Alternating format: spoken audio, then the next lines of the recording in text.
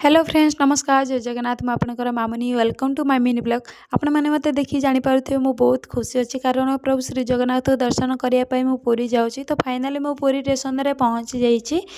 आउ अल्प समय भितर मु जगह पाखे जा पहुँची जीवी देखो मु बड़ दाण्डे भी पहुँची जाइए तो ये आसी देखुची मत बहुत खुशी लगुच बहुत शांति लगुच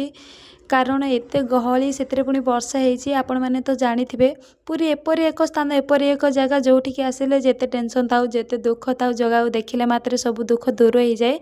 आ मु बहुत खुशी अच्छी आपण मैंने देखिए जानीपारे मो दीदी मैंने बहुत खुशी अच्छे आ बुली बुली हालत भी खराब होती आउ गोटे दीदी कथा कौन कहबी से तो जगह देखिए पूरा पागल होगी फोटो उठेबार लगी पड़ी पूरा व्यस्त हो जाती आउ गोटे दीदी कथा मो बड़ दीदी कथा मु कौन कहबी तो जोर से भोक लगे से कौन जल्दी मत खावा दियो मत सीरियस भोक लगे कारण भोक लगे से जमा संभाली पारे आ दुख लगुच एपाई कि आपण मानक जगह दर्शन कर पारुनी एपाई कि पुरी रे फोन आलाउ नहीं तो मत फोन रखी जाकि जगह दर्शन करने पड़ो जगह दर्शन कर मत केमी लगे मुझे आपण मानक निश्चिंत जनइबी से भितर आपण मैंने जल्दी जल्दी जा सब्सक्राइब करूँ आउ वीडियोटा केमी लगे प्लीज कमेंट मध्यम जनइबे कहीं मु फास्ट टाइम ब्लॉग बनाऊँ तो केमी कौन मुझे जानी नेक्स्ट ब्लॉग रे देखा रही टाटा बाय बाय।